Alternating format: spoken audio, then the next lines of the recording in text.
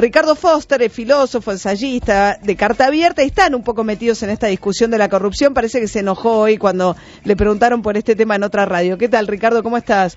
¿Cómo te va, María? ¿Qué carajo? Me cansé, ¿sabes? Me cansé. Digo, yo quiero discutir otras cosas. No me opongo a discutir la corrupción, pero me opongo a que el periodista funcione como una especie de fiscal que interroga. Yo quiero discutir otras cosas. Me interesa discutir qué significa el debate en torno a la corrupción, pero me niego ya a esta lógica en la que siempre me preguntan qué pienso de la fortuna de Lázaro Báez. Yo le dije, mire, vaya y hágale un reportaje a Lázaro Báez. Yo soy un ciudadano común y corriente que tengo una opinión, que tengo convicciones, que tengo una visión de la política argentina. Hablemos un poco de otras cosas, porque si no es un ahogo, es una asfixia. Pareciera ser que en la Argentina todo empieza y termina en el dinero o el no dinero de Lázaro Báez o las bóvedas imaginarias que están recorriendo el país entero. Bueno, de eso me cansé y por eso le dije lo que le dije. ¿Qué carajo sé cómo hizo la plata Lázaro Báez? Pero exactamente. Igual... No, y carajo es una palabra que no es una mala palabra. No, tiene que ver con popular. Tiene que ver con una parte del barco, ¿no? Hermano, ¿por qué no hablamos de otra cosa de vez en cuando? Para eso me llamás, digo, ya, ¿no? Bueno, pero ustedes sacaron un documento ahora en Carta Abierta, el tema de corrupción. Mañana sale en página 12, te lo recomiendo que la leas. Es una carta donde intentamos reflexionar nombres propios, sin golpes bajos, sin herir la susceptibilidad de nadie en particular, pero tratamos de reflexionar sobre la significación en la historia argentina de cierto denuncismo serial, de cierta lógica que apela a una mitografía muy compleja como la del avaro, la de las cajas secretas, la de las bóvedas, como ese imaginario del judío de la República de Weimar, llena de dinero, avaro, que guardaba el dinero del honesto pueblo alemán, y el modo como la prensa, los medios de comunicación a lo largo de la historia argentina, cierta prensa, recordamos, crítica de Natalio Botana, la forma que destrozó la figura del último Irigoyen. Es decir, tratamos de pensar o de discutir qué significa no el derecho, la obligación, el deber, el oficio, la profesión de cualquier periodista que quiere investigar lo que se le antoje, lo que crea conveniente, y me parece que ese es uno de los núcleos de la vida periodística. Pero cuando eso se convierte en algo sofocante, en algo que está de alguna manera desplegándose como una campaña salvaje, parece que era hora de decir que la democracia y la política pasan también por otro lado. Pero eso se viene diciendo, es la primera vez que aparece el tema de corrupción como un tema relevante en los medios de comunicación, en algunos medios, por supuesto. Sí. A mí continuo, no relevante. Está bien, pero a mí es una palabra amigable. No, es pero un bombardeo sistemático, como si lo único que sucediese en la Argentina fuese haber descubierto que cualquier contratista del Estado a lo largo de la historia argentina ha cobrado siempre precios mayores que los negocios privados. Esto es más viejo que Matusalén. No, bueno, pero hay un elemento... Perdón, ¿no? Hay un elemento para mí. Yo creo que este gobierno tiene una deuda enorme con todo lo que son los temas de ética pública y de transparencia. Conozco tu pensamiento y es interesante de hecho, es valioso. Yo creo que me parece que en gran medida el disparo acertado no va solo por ese lado, sino nos explicaría que en países donde hay una gran construcción de ética pública se haya estafado como se estafó a esas sociedades con miles de millones de euros y de dólares que se les condonaron a los responsables de la burbuja financiera, la burbuja inmobiliaria, la especulación del capitalismo más brutal. Y ahí funciona una supuesta ética pública, controles sobre los gobiernos, vueltas a controlar a los gobiernos, y sin embargo, esos empresarios que no necesitan, o esos banqueros que no necesitan ninguna bóveda, solo apretan un botón, fugan miles de millones de dólares, lavan otros tantos miles de millones, porque nadie se pregunta dónde va a parar, por ejemplo, los 100.000 millones de dólares de la cocaína en Estados Unidos. No, está bien. Digo, sí, pero una cosa no anula la otra. Me parece que tiene que haber una idea de que el funcionario público es un servidor público. Seguro, y que si uno se atiene simplemente a las declaraciones juradas de bienes, que lamentablemente hoy se publica una reforma, la supuesta democratización de la justicia coló. Vos, pero un segundo nomás, quiero terminar. No estoy de acuerdo que todos los funcionarios no solamente hagan una declaración pública al empezar, al salir, que haya un contralor. Estoy totalmente. No, bueno, pero eso se acaba de.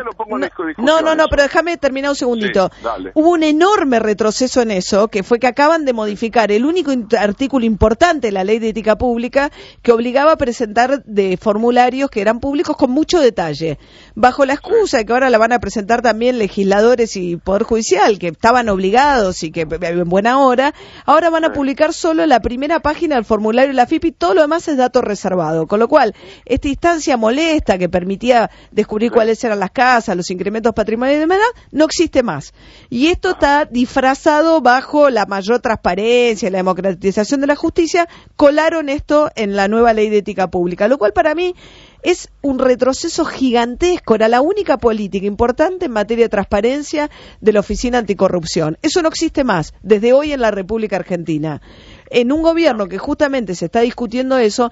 Y el otro tema que para mí es estructural es, si vos entras a gobierno como matrimonio con 7 millones de pesos y salís con 80 millones de pesos, nadie que ejerza la presidencia de la nación tiene tiempo suficiente. Bueno, no sé, hay gente que pasa una vida entera sin poder hacer 1 millón. Si yo hago 80 millones en 10 años y tengo otra ocupación, evidentemente la figura de Lázaro Báez no es un problema que es contratista, es que hace negocios con el matrimonio presidencial que incrementó de esta manera su patrimonio declarado. Esa es tu opinión.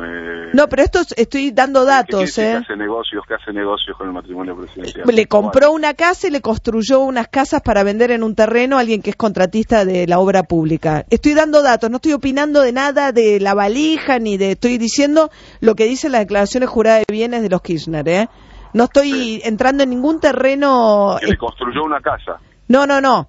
Estos negocios del Pozo. Le dio un terreno y en esos terrenos construyó unas viviendas que se vendieron, producto de los cuales después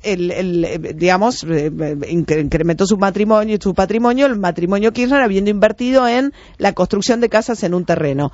Lo que digo es, un contratista de la obra pública del Estado haciendo negocios con el matrimonio presidencial no es deseable. Porque evidentemente yo no voy a tratar igual a un señor que no conozco al que me hace hacer un buen negocio. Y ese señor que me hace hacer un buen negocio probablemente me dé otro precio o no, pero no importa. Ya no puedo entrar en ese tipo de discusión. No fue un negocio oculto. Porque está en la declaración jurada de bienes, no sabemos en qué término fue el negocio. De la declaración jurada podemos... Hay una declaración que ya no existe más, que acaban de cambiar la ley para que eso no exista más. No, a ver, existe porque las juradas que ya se presentaron están como tales presentadas y por lo tanto fueron presentadas al conjunto de la sociedad y quienes quieran ver cómo se constituyeron los bienes, en este caso Néstor y Cristina Kirchner. De una ley que los precedía y que cuando pudieron la cambiaron y eso ya no existe. Yo lo que quiero decir es que me parece que hay en materia de ética pública realmente muchos retrocesos muy significativos en lo que a mí sí me importa que el ejercicio del poder no sea una fuente de enriquecimiento. Bueno, vamos a decir que a nuestra sociedad, a nuestro Estado, le falta avanzar en una ley de ética pública que vuelva más transparente. Pero acaban de sacar una que retrocede hoy. Bueno, está bien, se retrocede, hay que exigir que el Parlamento vuelva a discutir y que vote una mejor ley de ética pública. Pero esta la impulsó la presidenta. Pongamos que estamos de acuerdo con eso, María, perfecto. ¿Cómo seguimos la lucha contra la concentración de la riqueza, contra el abuso del capital monopólico, contra la sobreexplotación, contra el trabajo negro? ¿Cómo damos una disputa política en el interior de una sociedad democrática por mejorar la distribución del ingreso? Digo, una vez que hablamos de la ética pública, que me parece importante también decirlo, también hay que señalar que en una sociedad se dirimen algunas otras cosas, más allá de la cuestión virtuosa o ética. Se dirime lo que tiene que ver con la apropiación de la riqueza por unos pocos, lo que tiene que ver con la construcción de modelos económicos impulsivos y que han excluido a una parte fundamental de nuestra sociedad. Pero yo creo que no están desvinculados, porque porque por ejemplo, si la casa de Puerto Madero, donde la presidenta compra 2 pisos, la construyó el Banco Macro y Brito, cuando uno entra a deberle favores a un banquero, lo que quiero decir, uno se vuelve una persona vulnerable si tiene intereses personales en juego. Entonces la ética pública no está desvinculada de esta discusión. Cristina Fernández de Kirchner, que no es vulnerable ante ninguna persona en particular, depende ninguna corporación y ningún grupo económico. No, depende. Pero a ver, lo podemos ver en lo que ha venido sucediendo en la Argentina en los últimos años. Algunos sí, otros no. Contra algunos dio batallas, contra otros no dio ninguna batalla. Por ejemplo, los bancos, que es un sector no regulado en la Argentina, las telefónicas, hay miles de ejemplos. Sí, y entonces... Pues lo que digo es que si yo hago negocios... Vos ya sacás una conclusión. No, lo que estoy diciendo es que la ética pública no está desvinculada de esa pelea mayor en contra de las grandes corporaciones. Yo no digo que esté desvinculada, pero digo que la opción puramente moralista en la política, en general tiende a correrse de la disputa por el poder, por la distribución, por lo que verdaderamente define quién es el ganador y quién es el perdedor en la historia de esa sociedad. Ricardo, no te quiero interrumpir, pero... A lo largo de la historia de nuestro país, en general, la utilización del recurso a la moralización de las instituciones, a la lucha contra la corrupción, al salvataje de la República, de su envilecimiento autoritario y demagógico y populista, la experiencia de nuestro país es que esa retórica, en general, fue una retórica de la derecha y fue una retórica que precedió a los distintos golpes de Estado, con Irigoyen, con Perón, hasta con el propio Ilía. Ricardo, no te quiero cerciorar ni censurar, pero se me acaba el tiempo, siempre me pasa contigo. Te voy a invitar al piso, dale. Es una linda conversación. Dale, yo creo que tienen que ir juntas, pero te voy a invitar al piso y lo charlamos con tiempo, porque... Dale, gracias. Chau.